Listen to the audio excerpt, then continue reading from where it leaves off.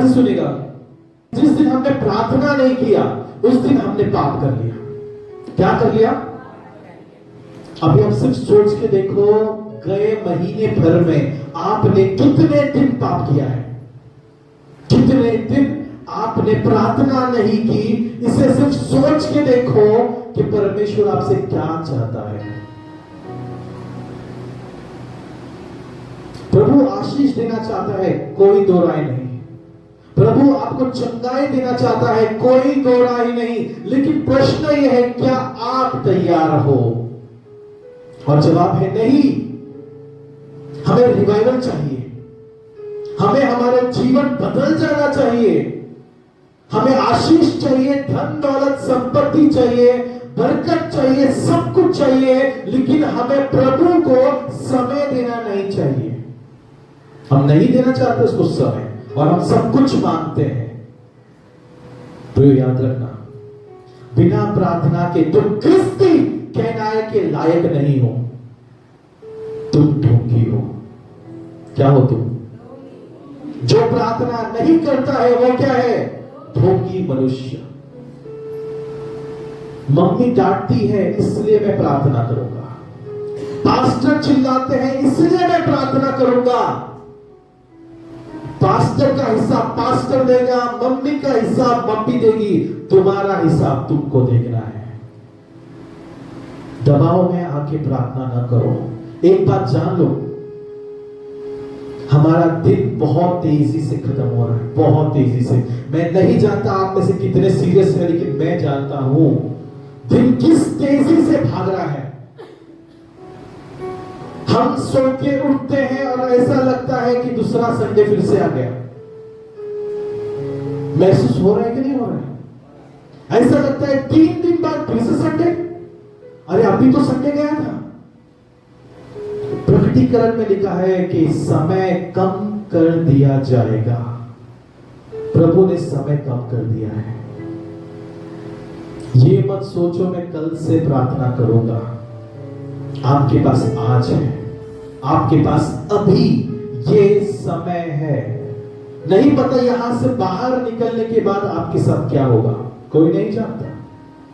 कोई ये नहीं जानता कि हम चर्च से तो निकले लेकिन घर पहुंचेंगे या नहीं, ये कोई नहीं जानता। इसीलिए कल का इंतजार ना करो। सबसे पहला आशीष हम देखते हैं भजन संहिता का 23 अध्याय उसका 14 वचन पढ़ेंगे। भजन संहिता उसका 23 अध्याय 14 वचन पढ़िए प्लीज। माइक जल्दी, जीसस पढ़िए जल्दी। चाहे मैं घोर अंधकार से भरी हुई तराई में होकर चलूं तो भी हानि से ना डरूंगा, क्योंकि तू मेरे साथ रहता है। तेरे सोटे और तेरी लाठी से मुझे शांति मिलती है। आमीन। ध्यान से इस वचन को फिर से एक बार समझिए। वचन कहता है, यदि मैं अंधकार भरे परिस्थिति से गुजरूं, जहां मेरा कोई मददगार नहीं, जहां पे मेरा कोई सहायक नहीं, और जहां पे मुझे कोई आशा नहीं बची, एक आशा काफी है, और वो आशा है तू मुझे नहीं छोड़ेगा। आपको पता है, जो भी व्यक्ति रोज प्रार्थना करता है, हर एक दिन प्रभु को अपना समय देता है, प्रभु उसे कभी अकेला नहीं छोड़ेगा। आप नहीं समझे? आपकी मुसीबतों में, आपके तूफानों में, अंधकार भरे उस परिस्थिति में जहां पे कोई आशा नहीं बची, प्रभु कहता है मैं तुम्हें अकेला नहीं छोड़ूंगा। उस जगत, उस स्वर्ग का मालिक जिसके मुंह से पूरी स्वर्ग रोशनी से चमचमा उठती है, वो कहता है मैं तेरे साथ रहूंगा। अब मुझे एक बात बताओ, अगर अंधेरे रास्तों में तुम्हारे पास प्रभु उजियाला बनकर आया, तुम्हारा अंधकार किधर गया? बोलो, किधर गया अंधकार? कहां गया? किधर गया अंधकार? कुछ क्वेश्चन पूछ रहा हूं।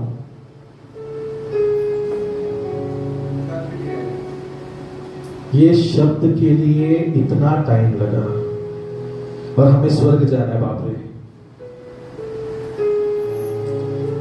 जब हम लाइट लगाते हैं घर में, अंधेरा क्या होता है? छुप जाता है। पलंग के नीचे, बिस्तर के नीचे किधर छुपता है? वो भाग जाता है। अंधकार और उजाले में कोई दोस्ती, कोई संबंध नहीं है। परमेश्वर कहता है मैं तुम्हारे साथ रहूंगा। तो अंधेरे में क्या होगा? डर लगेगा? एक छोटा सा चीज पूछना चाहता हूं, कितनों को रात में टॉयलेट जाने को डर लगता है अंधेरे लाइट बंद करके? ठीक है, अब ध्यान से सुना, एक बात सबको होगा ये चीजें। हमारी बहन का आप गवाही सुनोगे कुछ देर में, लेकिन मैं शॉर्ट में थोड़ा सा उनका बताना चाहता हूं। सिस्टर का कहना है कि सिस्टर और उनके साथ एक और बहन जो थे, वो वॉशरूम को किसी सुनसान जगह में गए थे। अब जब वो वॉशरूम, वो काम के पास थे उनके, तो वहां पे वॉशरूम्स नहीं है, तो थोड़ा दूर जाना पड़ता है। अब जब सिस्टर वहां पहुंची तो उन्होंने एक सफेद कपड़े में बिना सर के आदमी को एक पेड़ के पास खड़ा हुआ देखा। सिस्टर डर गई। क्या हो गया? डर गई। कोई भी डरेगा, इंसान डरेगा। हम वहम समझ सकते हैं इस चीज को, लेकिन एक और बहन थी जो उनके साथ थी,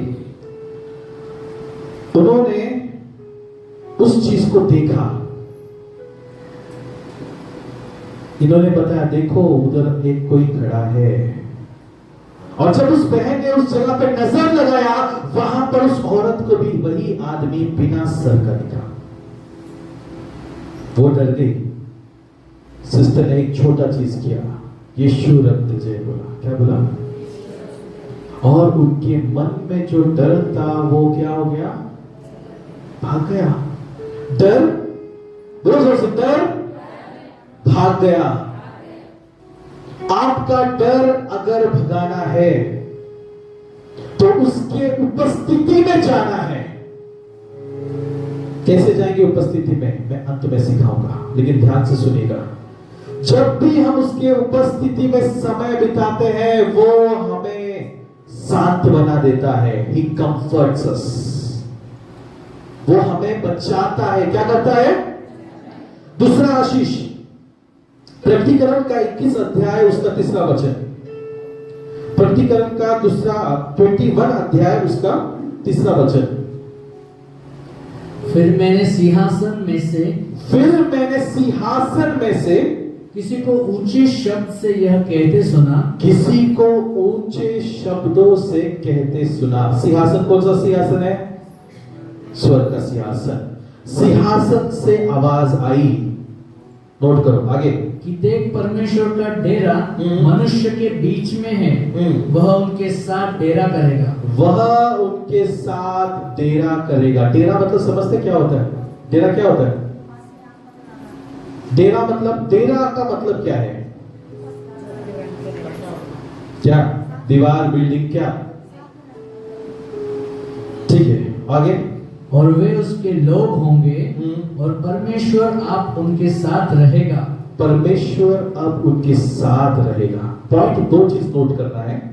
पहले पॉइंट में यह सिखाया कि स्वर्ग का सिंहासन से आवाज आई, मतलब स्वर्ग का परमेश्वर बता रहा है उसकी उपस्थिति डेरा करने वाली। डेरा मतलब एक ऐसा जगह जहां पे लोग रहते हैं।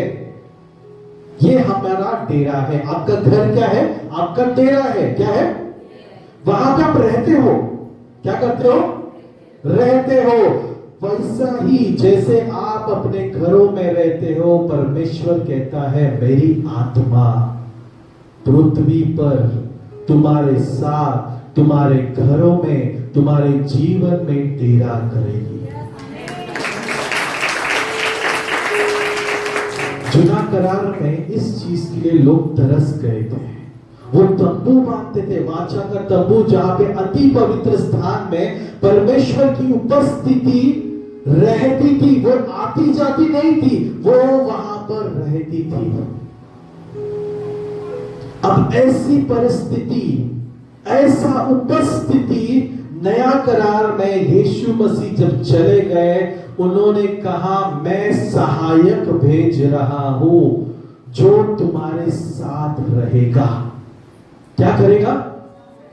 वो सहायक कौन है? एक चीज बताओ आपको, पवित्र आत्मा कितना पावरफुल है। एक छोटे शब्द में मैं बताना चाहूंगा। जब प्रभु ने पृथ्वी का निर्माण किया, पूरे चीजों को जबान से, शब्दों से रचा, वो स्वर्ग में था, पृथ्वी पर नहीं। प्रभु कहां था? पृथ्वी पे कौन था? मतलब परमेश्वर बिना पवित्र आत्मा के कार्य नहीं कर सकता। कितना को समझा ये बात? समझा होता तो ताली बजाते मालूम इस चीज के लिए। पवित्र आत्मा को हमने मजाक बनाया। क्या बनाया? मजाक। वो मजाक नहीं है। पवित्र आत्मा वो सामर्थ है जिसने मुर्दा लाजर को 4 दिन बाद जिंदा किया। पवित्र आत्मा वो सामर्थ है जिसने यीशु मसीह के कहने पर अंजीर के पेड़ को सुखा दिया। पवित्र आत्मा वो सामर्थ है, जब पेत्र को कहा यीशु ने यहां पे जाल डाल, वहां पे उसको आशीष ला कर दिया। पवित्र आत्मा वो सामर्थ है जो लंगड़ों को चलाया, अंधों को दिखाया और न जाने कितने सारे चमत्कार किए। वो सामर्थ हमारे साथ है। अब मैं चाहता हूं कि आप जरा सोचो अपने जहन में, लोट का समय। लोट का समय सबको याद है कैसा है? घर से बाहर निकला, रेप हो जाएगा, बलात्कार हो जाएगा। ना ही पुरुष सही सलामत है, ना ही स्त्री सही सलामत है। अंधेरा होने से लोग डरने लग गए थे। ऐसा व्यभिचार भरा, पापों भरा वो समय था।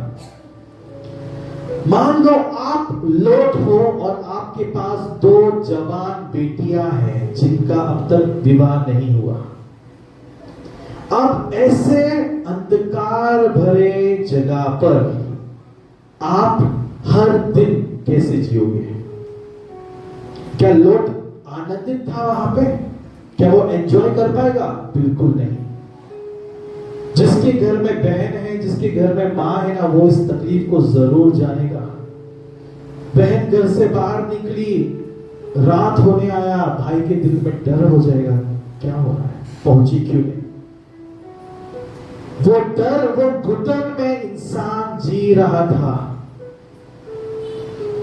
लेकिन वहां पर कुछ था जिसने ऐसे परिस्थिति को बदलने की ताकत था, और वो था उपस्थिति। क्या था? मैंने बहुत बार सोचा कि प्रभु, लोट तो अब्राहम से अलग हुआ, लोट ने तो अब्राहम से लफड़े किए, झगड़े हुए, अलग हो गए, तो क्यों तू लोट को बचाने गया? जवाब बहुत सरल है, क्योंकि लोट ने प्रभु को नहीं छोड़ा था। लोट ने प्रभु को, ऐसे तालियों से ताली मत बजाओ, आपका भी एनर्जी वेस्ट होता है, मेरे को भी पॉज लेना पड़ता है, मत बजाओ, ठीक है? लोट को जो था परमेश्वर ने छोड़ा नहीं। लोट प्रार्थना करता था और उसकी इसी प्रार्थना का फर्क था कि स्वर्गदूत उसे बचाने आए। पूरे सौदम और गोमोरा में कितने तो भी लोग रहेंगे, हजारों में तो लोग जरूर रहेंगे, लेकिन बचाए कितने गए? सिर्फ 3। क्यों? 3 प्रार्थना करते थे। प्रियो, ये सामर्थ है। जब आप हर एक दिन प्रार्थना में समय बिताते हो, पवित्र आत्मा तुम्हारी सुरक्षा करता है। और मैं तुमसे कहूं, अगर कोई तुम पर आज बंदूक ताने खड़ा हो गया, तुम्हें शूट करने के लिए बोले तुझे मार दूंगा, उसकी बंदूक की गोली नहीं चलेगी, लेकिन तुम बचाए जाओगे।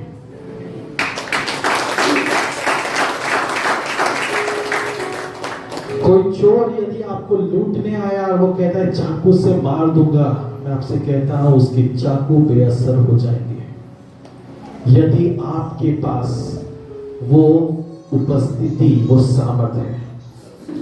तीसरे पॉइंट पे बढ़ते हैं। भजन संहिता का 16 अध्याय उसका 11 वचन। भजन संहिता 16 अध्याय और उसका 11 वचन पढ़ी दीजिए। तो मुझे जीवन का रास्ता दिखाएगा, तू मुझे जीवन का रास्ता। बहुत ध्यान से इस वचन को सुनो। जीवन का रास्ता, आप जो सोच रहे हो ना कि हम जी रहे हैं, ये जीवन नहीं है।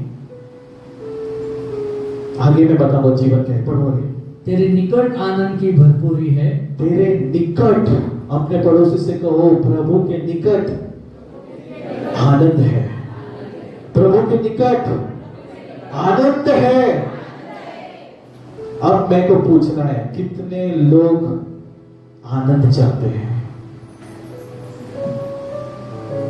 ठीक है, एक छोटा क्वेश्चन यहां पूछ के मैं हम लोग आगे बढ़ेंगे। ठीक है, उत्तर करो। प्रभु के निकट आनंद है। आगे। तेरे दाहिने हाथ में सुख सर्वदा बना रहता है। तेरे दाहिने हाथ में सुख सर्वदा बना रहेगा। आगे।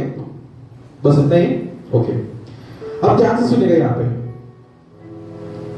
अगर मैं आज आपको आपका मन पसंदीदा चीज, चलो मान के चलते आपको मैंने एक स्मार्टफोन गिफ्ट कर दिया, आपका रिएक्शन क्या होगा? खुशी से भर जाएंगे। क्या हो जाएंगे? पास्टर ने हमें मोबाइल दिया, वाओ, दुनिया को जाके दिखाएंगे, इसको दिखाएंगे, उसको दिखाएंगे। 1-1.5 महीने बाद वही मोबाइल आपके हाथों से सटक कर गिर गया, डिस्प्ले। अब क्या हुआ? उदास हो गया। इधर दिमाग ना यहां पे रखो पूरा, और ध्यान से सुनना। अगर मोबाइल देने से आपको आनंद मिला, वही मोबाइल टूटने से आपको दुख हुआ, तो आपका ध्यान कहां पे है? आपका मन कहां पे है? मोबाइल पर। तो उसको करो वॉल्यूम, अच्छा लग रहा है, सॉफ्ट में बजाओ, सॉफ्ट कर, वॉल्यूम कम करो। उधर से कर सकते ना वॉल्यूम कम? ठीक है। मोबाइल में अगर आपका मन है कि ये वस्तु मिलने से मुझे आनंद मिलेगा और ये वस्तु छीनने से मुझे दुख होगा, तुम्हारा आनंद थोड़े समय का है। लेकिन अगर यही चीज वचन में लिखा है, प्रभु के करीब आनंद है। अगर तुमने दुनिया की चीजों से मन हटाकर उसकी ओर मन लगा दिया, तुम्हें हर एक चीज देगा। आनंद उसके पास है। आपको पता है, यही आनंद प्रेरितों को सेवकाई करने का उत्साह देते थे। मेरे को एक दास बताओ, प्रभु के 12 शिष्य है, पौलुस को पकड़कर 12 शिष्य में से एक शिष्य ऐसा बताओ जो बहुत आराम का जीवन जिया। कौन था? कोई भी नहीं। सभी को जेल में डाला गया, सभी को मारा गया, सभी को बेइज्जती का सामना करना पड़ा, सभी को ताड़ना पड़ी, यहां तक हर एक दास को मृत्यु मिली। एक को छोड़कर, एक बुढ़ापे में मरा, वो था यूहान। बाकी सबको छल कपट का सामना करना पड़ा। आपको क्या लगता है अगर मैं आपसे कहूं तुम्हें यहां पर दुकान में जाना है, एक सामान लाना है, लेकिन दुकान वाला पकड़ के पीटेगा पहला, फिर सामान देगा, कौन जाएगा लाने को? कोई जाएगा? प्रभु करेगा। आमीन। अगर आपसे ये चीज कहा गए तो हम नहीं चाहते कि करें। क्यों नहीं? हम इंसान हैं, हम इंसान हैं। लेकिन परमेश्वर के हर एक शिष्यों ने आनंद से प्रभु के वचन का प्रचार किया, जेल में बंद होने के बावजूद।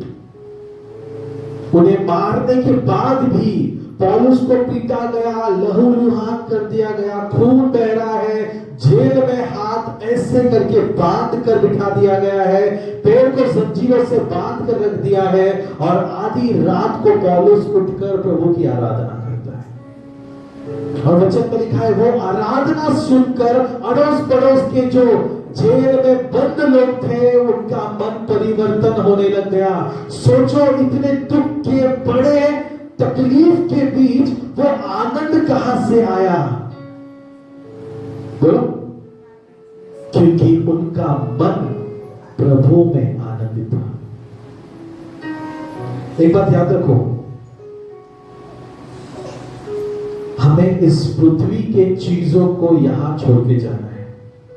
आज तुम्हारे पास जो कुछ भी है, ये मोबाइल से कपड़े, हर एक चीज, तुम्हारा घर, सब कुछ यहां पर छोड़कर जाना है।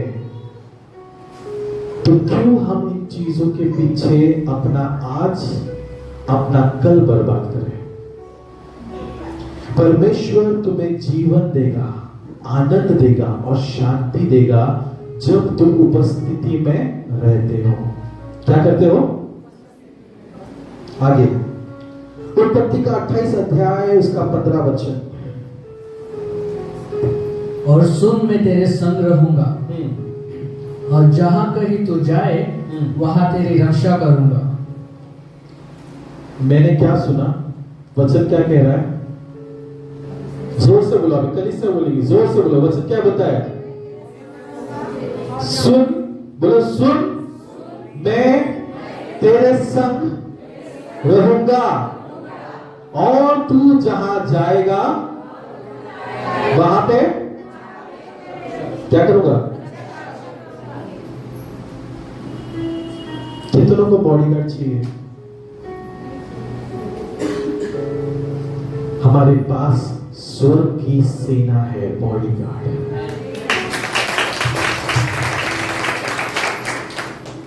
वो आपकी सुरक्षा कर रहा है। प्रियो, मैंने एक क्वेश्चन पूछा था, यहां से निकलते वक्त कौन कह सकता है कि मैं अपने घर में सुरक्षित पहुंचूंगा? हम कह सकते हैं, क्योंकि हम उसके उपस्थिति से निकले हैं, और ये उसकी जिम्मेदारी है कि हमें अपने घर पर सही सलामत पहुंचाए। इसलिए आप कभी भी क्रिश्चियंस का चर्च से निकलने के बाद एक्सीडेंट होकर मरे नहीं सुनोगे। आप किसी भी क्रिश्चियंस का ये नहीं सुनोगे कि ये चर्च जा रहे थे, ट्रक ने उड़ा दिया, नहीं सुनोगे। बाकी कोई भी दिन वो मर सकते हैं, कोई भी दिन एक्सीडेंट हो सकता है, लेकिन चर्च आते वक्त और चर्च से जाते वक्त उन्हें मरने नहीं देता, क्योंकि परमेश्वर उनके साथ है। आमीन। परमेश्वर उनका रखवाला करता है, उनका सुरक्षा देता है। लेकिन कब? जब मैं उसको समय दूंगा। और एक आखिरी वचन, मत्ती का 6वां अध्याय 33 वचन, जल्दी निकालो। मत्ती का 6वां अध्याय उसका 33वां वचन, मैथ्यू 6:33। इसलिए पहले तुम उसके राज्य और धार्मिकता की खोज करो। इसलिए पहले तुम उसकी राज्य, उसकी धार्मिकता का खोज करो, ढूंढो। आगे, तो ये सब वस्तुएं भी तुम्हें मिल जाएंगी। ये सब वस्तुएं क्या है? 31 अध्याय में दिया है, कल की चिंता मत करो, क्या खाओगे, क्या पहनोगे, क्या पियोगे, कहां रहोगे, इसकी चिंता मत करो, क्योंकि इसकी चिंता पर राष्ट्रीय लोग, यानी कि जो भी लोग परमेश्वर में नहीं है वो करते हैं, लेकिन जो भी प्रभु में है वो कल की चिंता नहीं करते हैं, वो आज जीते हैं। अगर मैं आपको एक चीज कहूं, अगर कल आपको किसी को कोई कर्जा देना है तो आपका आज कैसा जाएगा? बहुत सुंदर रिलैक्स नींद मार के एकदम बेशरम लोग करते फैक्ट है। जिनने सब शर्म लया बोलते ना छोड़ दिया, वो आराम से सोते, टेंशन सामने वाले को है, ये देगा कि नहीं देगा। लेकिन जो परमेश्वर में बने नहीं है, दुनिया के लोग जो है ना, वो टेंशन लेकर जीते हैं। कल देना है, मैं क्या करूं, मैं क्या करूं, मैं क्या करूं। मैं आपसे कहता हूं, आज इसी समय घुटने पर आके उसकी उपस्थिति को खोजो, तुम्हारा कल वो संभालेगा। मैं ये नहीं बोलता कल दरवाजा खोलते दरवाजे के बाहर एक बैग पड़ा होगा करोड़ों के पैसों से भरा हुआ। प्रभु आलसी नहीं बनाता, बोलो, प्रभु मेहनती बनाता है। तुम्हें मेहनत करना सिखाएगा और तुम्हारे मेहनत को बरकत देगा। क्या करेगा? देखो बाइबल से एक व्यक्ति बताओ जो बिना मेहनत के करोड़पति बन गया, आशीषित हो गया, कोई था? किधर नहीं मिलेगा, किधर नहीं। इसलिए हम मेहनत करते हैं, लेकिन बरकत देने वाला कौन है? कभी सोचा है आपने, आपके पास जो अचानक से आशीर्वाद आता है वो कहां से आता है? मैं एक चीज बताऊं आपको, एक ध्यान से सुना इस बात को। हम अक्सर किसी चीज के लिए प्रार्थना करते हैं, हमको ये चाहिए, ये चाहिए, ये चाहिए, लेकिन वो चीज आप तक नहीं आती तब तक जब तक वो नहीं चाहेगा। कितना को समझो? जब वो चाहेगा तो वो चीज जो तुम्हें चाहिए वो तुम्हारे पास चल कर आएगा।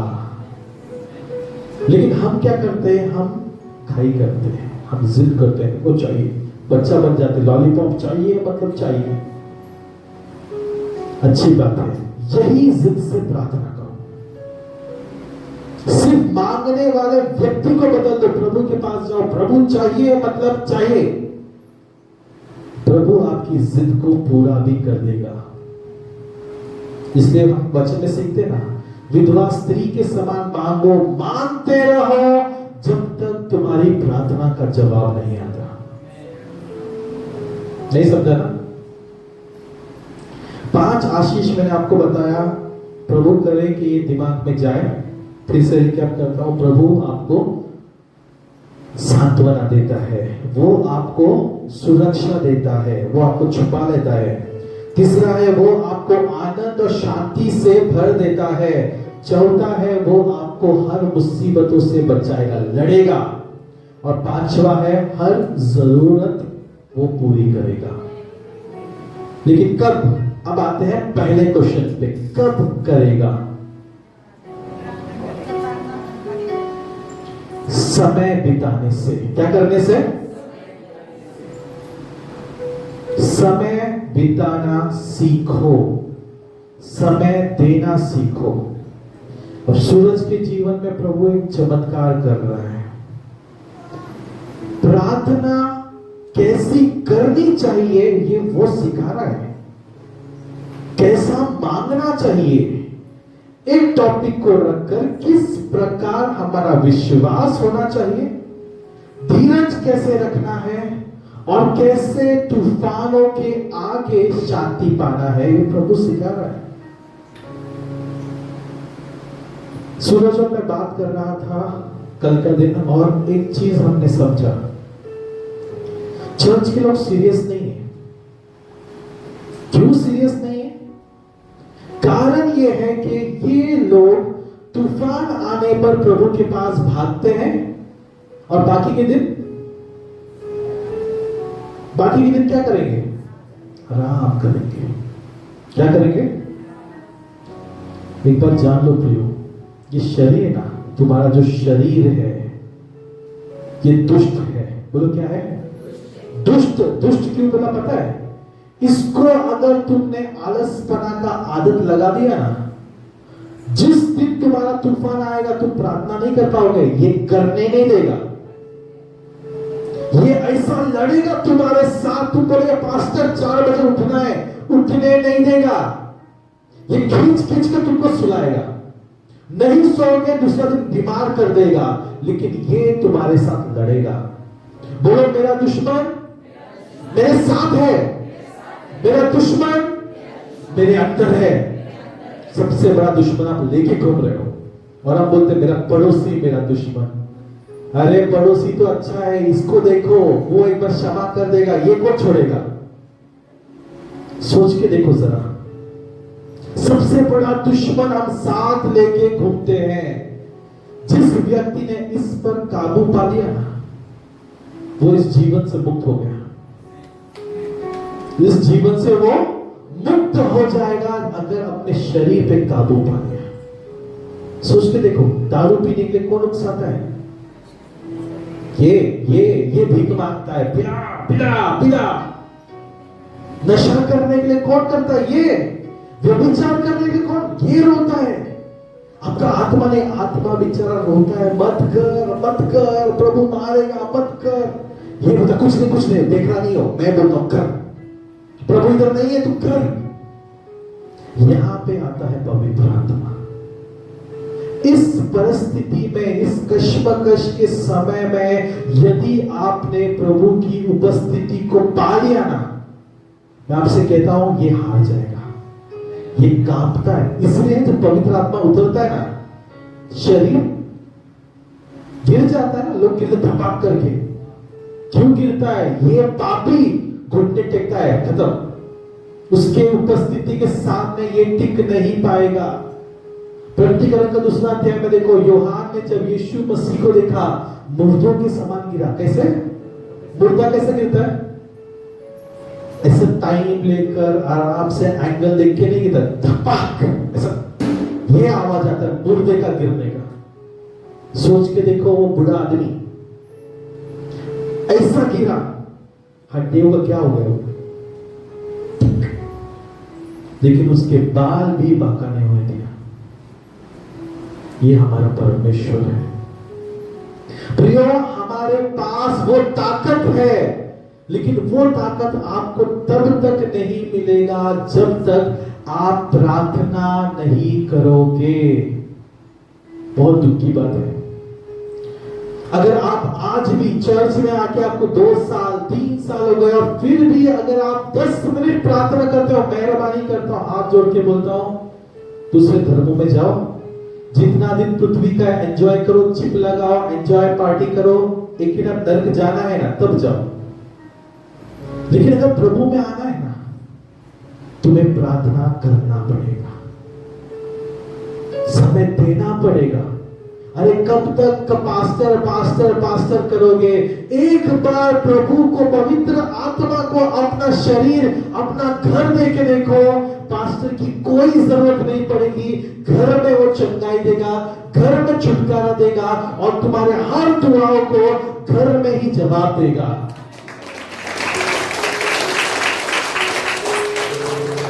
ताली बजाए। खत्म होने के बाद प्रार्थना के कोई नहीं चाहिए। ताली बजाए, बहुत जोश में बजाएगा, खत्म होने के बाद देखता हूं लाइन रहेगा। अरे पास्टर 3 घंटे से खड़ा है बेचारा, कोई तरस नहीं, खड़े और क्या आधा घंटा खड़ा रखेंगे और क्या फर्क पड़ता है, लेकिन प्रार्थना करके जाएंगे। मैं आपसे कह दूं एक बात, मैं आपके घर में होम करके, भवन क्या बोलते उसको, जो भी चाचू भी करूं, सुबह से लेकर रात तक अगर मैं आपके लिए प्रार्थना भी करूं, लेकिन अगर आपने घुटना नहीं टेका ना भाई, कुछ नहीं होने वाला, कुछ नहीं होगा। पास्टर प्रार्थना कर करके वो थक जाएगा, लेकिन आपको ये भी नहीं पता क्या होगा। मैं आपको मेरी गवाही देना चाहता हूं, खत्म करूंगा। गए हफ्ते में एक स्पेशल व्यक्ति के लिए मैं प्रार्थना कर रहा था 4-5 दिन। मेरे पूरे जीवन में वो व्यक्ति अधर्मी है, ठीक है, किसी ने उन पर कर्म नहीं किया, XYZ, उस करनी से बाहर निकालने के लिए प्रार्थना चालू थी। लेकिन मेरे पूरे जीवन भर में मैंने कभी भी ऐसा विरोध नहीं देखा। शैतान ऐसा लड़ रहा था आत्मा में और मैं 1 घंटे की बात नहीं कर रहा हूं, मैं दिन में 7-8 घंटे प्रार्थना कर रहा था। मुझे वो भी नहीं पता कितने घंटे किया। ब्रेक लेता, कुछ घंटों के बाद फिर से ऑफिस जाता, फिर से ब्रेक लेता, फिर से प्रार्थना करता। इतना खतरनाक प्रार्थना किया। पहले दिन तो बहुत पावरफुल युद्ध हो गया। मैं इतना थक गया था कि जैसे ही मेरा प्रार्थना खत्म हुआ, मेरे को पेन किलर खाना पड़ा। शरीर दर्द से चिल्ला रहा था, दर्द दे रहा था शरीर। पेन किलर खा के सोया। दूसरे दिन फिर से उठा, फिर से लड़ाई शुरू, फिर से पेन किलर खाया। लेकिन तीसरे दिन प्रभु ने आजाद कर दिया। प्रियो, कहने का मतलब क्या है? यहां पे मैं क्या समझाना चाहता हूं? मैं ये समझाना चाहता हूं कि जो आप सोच रहे हो वैसा प्रार्थना का जीवन नहीं है। जिस दिन शैतान तुम्हारे पीछे पड़ेगा ना, याद रखो, तुम्हारी 2 मिनट की प्रार्थना, 10 मिनट की प्रार्थना, 15 मिनट की प्रार्थना नहीं बचा पाएगा। बचाने का ताकत सिर्फ सामर्थ्य में है, सामर्थ्य में। अब प्रार्थना कैसे करें? मैं फिर से सिखा के खत्म कर दूं ये पॉइंट। प्रार्थना कैसे करें? प्रार्थना करने के लिए सबसे पहला चीज, अपने आप को बंद करो किसी कमरे में। क्या करो? यानी अकेले होना है। क्या होना है? अगर आप एक रूम में रहते हो ना, मैं आपसे एक चीज बोलूं, मैंने एक गवाही आपको बताना चाहता हूं। मेरे पास ना रूम नहीं था प्रार्थना के लिए। हमारा घर आपको पता होगा सिर्फ एक हॉल है, और मैं प्रभु से कई दिनों से या सालों से प्रार्थना कर रहा हूं, प्रभु सिर्फ एक बेडरूम दे, एक बेडरूम प्रभु, जहां पर मैं एकांत में जाके प्रार्थना कर सकूं। मेरे को अकेले में आके प्रार्थना करना, क्योंकि जब भी मैं प्रार्थना को बैठता हूं ना कोई मिलने को आ जाता है, कोई ना कोई। मैं थक गया, मैं चला गया था ऑफिस में बैठने के प्रार्थना करने के लिए। अब जो मेरी आधी 1 घंटे की प्रार्थना है, उस प्रार्थना को करने मुझे 3.5-4 घंटे लग गए। पता है क्यों? जो पूरे महीने भर शक्ल नहीं दिखाते, वो अचानक से आ जाते। पास्टर, टाइम है आपके पास? अब मैं क्या बोलूं? फिर 1 घंटा बैठे रहेंगे, कुछ बोलना नहीं। मैं बोल रहा आगे, ऐसी एक गया लाइन में, दूसरा खड़ा। 3 लोगों से मैंने मिला, और मैं क्या कहूं, मेरी प्रार्थना खत्म करने में जान पे आ गया। लेकिन प्रभु ने प्रार्थना सुनी। बहुत जल्द एक बेडरूम मिलने वाला है, बहुत जल्द। मेरा सबसे बड़ा खुशी है मेरा बेडरूम। पता है क्यों? वहां कोई नहीं आएगा, वहां कोई नहीं आएगा, वहां मैं और मेरा परमेश्वर। और आपको एक चीज और बताना चाहूंगा, यहां पे जो भवन प्रभु दे रहा है वो ऐसा नहीं रहेगा, ऐसा बिल्कुल नहीं रहेगा। वो भवन में जब आप पैर रखोगे ना, आपको महसूस होगा मैं कहीं और आया हूं। जो हमने वचन में सीखा, प्रभु वहां पे मंडराएगा, उसका निवास मंडप, प्रभु वहां पर उस मंदिर के अंदर रहेगा। सिर्फ सोच के देखो, एक ऐसा दिन तुम अपने आंखों से देखोगे कि लोगों को स्ट्रेचर पे डालकर उस मंदिर के अंदर लिख रहा है, और जैसे ही स्ट्रेचर में लाया वो उठकर बैठ गया। वो बीमार व्यक्ति उठकर बैठ जाएगा, क्योंकि सामर्थ्य वहां मंडराएगा। पास्टर की जरूरत नहीं है, प्रभु वहां चलाएगा। और आपको समझ में भी नहीं आ रहा मैं क्या बताना चाहता हूं। अगर आप में से कोई उपस्थिति में जीते हो तो आपको पता चलेगा मैं किस चीज के बारे में बातें कर रहा हूं। लेकिन एक बात याद रखो, आज जो तकलीफ आपको झेलना पड़ेगा, आने वाले दिनों में वही आशीष बनकर आएगा। ये भवन बांधना आसान नहीं है, बेहद कठिन है। यहाँ पे आर्थिक चुनौती भी है, साथ ही साथ वहां पर लड़ाई झगड़े होने का भी पूरा तैयारी है। लेकिन चाहे कुछ भी हो जाए वो भवन बंद कर रहेगा, क्योंकि वो अपना घर नहीं प्रभु का घर बना रहे हैं। आमीन। अपने आप को बंद कर लो, आराधना में जाओ, आराधना करो तब तक जब तक पवित्र आत्मा तुम्हें नहीं भरता। और खड़े होकर प्रार्थना ना करो, घुटने पर जाओ।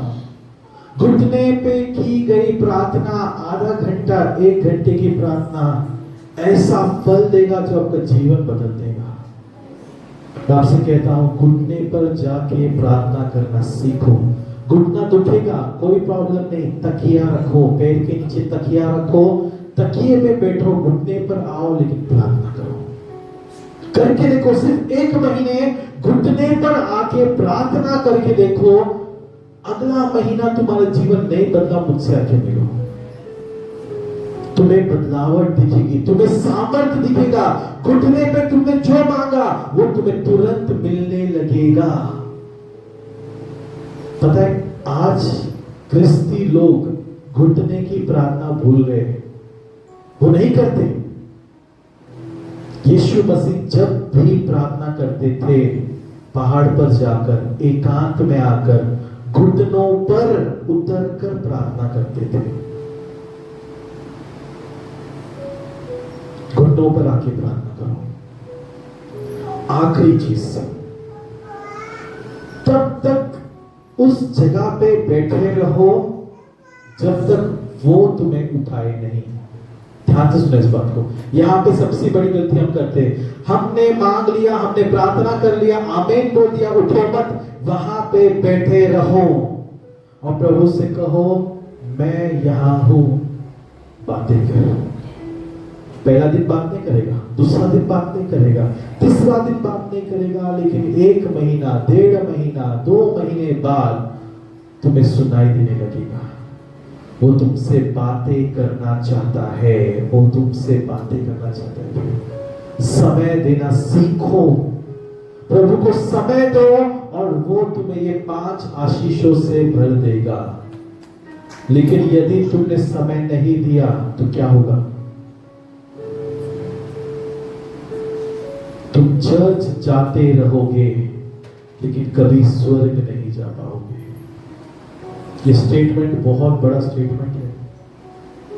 तुम चर्च जाते रह जाओगे लेकिन कभी भी तुम स्वर्ग प्रवेश नहीं करोगे यदि तुम प्रभु को समय नहीं दे रहे हो। आमीन। समझ में आया सबको? तो आइए समय आराधना में जाएंगे, छोटी सी प्रार्थना करेंगे कि प्रभु आपको इस वचनों के द्वारा आपको आशीषित करे।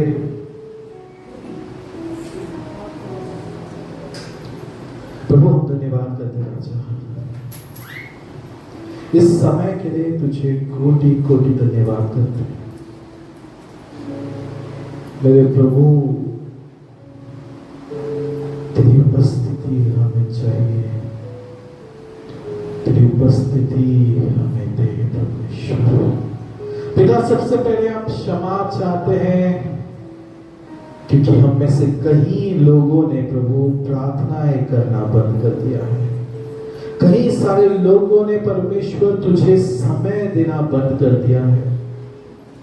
हमें क्षमा कर, हमें क्षमा कर प्रभु, क्योंकि हम अनजान थे। लेकिन आज हमने बाइबल के वचनों से सीखा है प्रभु कि तू हमें नहीं छोड़ेगा। हमारे प्रार्थना के जीवन को मजबूत कर, हमारे सामर्थ्य को मजबूत कर। हमारी प्रार्थना मुर्दों के समान नहीं, लेकिन जीवित अग्नि के समान बने, जो अंधकार को नाश करते हुए मार्ग बनाए। हे मेरे खुदावन, हमें नया बना, सर से लेकर पैरों तक नया बना।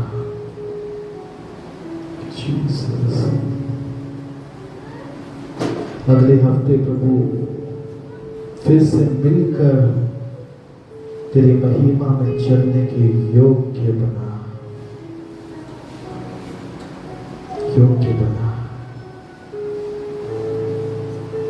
सारी महिमा तुझी को देते हैं यीशु मसीह के नाम से प्रभु। हमें छोटी सी प्रार्थना करते हैं, सुन और कबूल कर। आमीन। परमेश्वर का प्रेम, यीशु मसीह की कृपा, पवित्र आत्मा का सहभागिता आप सबके साथ रहे। God bless you.